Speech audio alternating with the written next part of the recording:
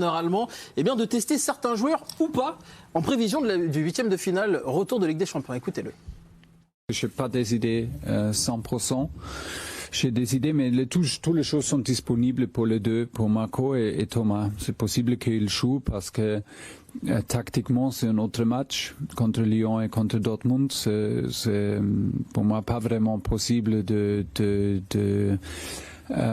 essayer des choses tactiquement, mais c'est clair, c'est aussi un match avec beaucoup de tension, avec un match décisif à Lyon. C'est un match au niveau de Ligue des Champions et on peut bien sûr préparer dans ce match une manière comment on joue, une mentalité. Ça c'est bien sûr. Est-ce que c'est suffisant de préparer le mental contre Lyon pour Dortmund? Est-ce qu'il n'aurait pas fallu, Raymond Domenech, commencer à aligner l'équipe type là face à Lyon, c'est-à-dire l'équipe type qui jouera contre Dortmund? Parce que si par exemple il y a Verratti, il y a Meunier, ils ne jouent pas contre Dortmund, est-ce qu'il faut vraiment les aligner là contre Lyon? Et ce qu'il faut surtout faire, c'est garder la même organisation. Il ne faut pas faire une organisation contre Lyon puis changer au dernier moment. Après, les joueurs... Il a dit qu'il allait changer justement parce que ça ne jouait pas pareil. L'organisation... Ouais, mais ça, pour moi, c'est pas... Si c'est ça, c'est pas une bonne chose. Parce qu'il doit remettre le maximum de joueurs dans les mêmes dispositions, qu'ils aient des formes d'automatisme. Après, qu'on change poste pour poste, un joueur, l'un, l'autre, ça a moins d'incidence. Et Verratti, il peut jouer parce que c'est pas un match de championnat, c'est une demi-finale de Coupe de France. Donc on joue aussi pour gagner.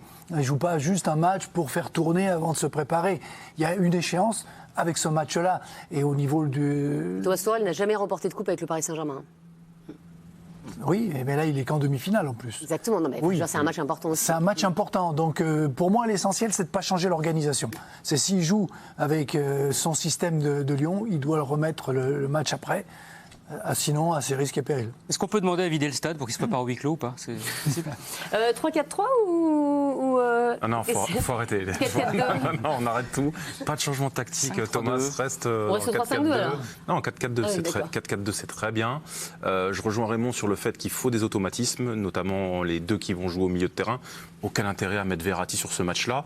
Tu vas avoir une équipe qui, si on a le Lyon que l'on voit ces dernières semaines, notamment le Lyon de la Juventus. Il faut fatiguer un peu aussi quand même. C'est pas grave. Le Lyon, au Parc OL, demi-finale de Coupe de France, on sait au moins sur la première mi-temps, ils vont mettre énormément d'intensité, ils vont essayer de marquer le coup d'entrée. Donc voilà, ça peut être, on va dire, l'équivalence de ce que tu vas retrouver contre l'intensité du match de Dortmund. Donc autant mettre ton équipe, notamment ton milieu de terrain où tu vas devoir composer. J'espère voir Kwasi Paredes pour ma part. Enfin, il ne faudrait qu'il y ait un blessé, quoi. C'est ça. Enfin, je ne veux pas mettre tout le monde sous cloche, mais enfin, on est à une semaine du match. Bah oui, mais bon. Non, parce qu'à force d'avoir mis tout le monde sous cloche à droite, à gauche, quand ils ont repris, ils sont tous pétés. Donc, voilà, exactement. Donc on met personne sous cloche. Le déterminé du jour. Eh bien,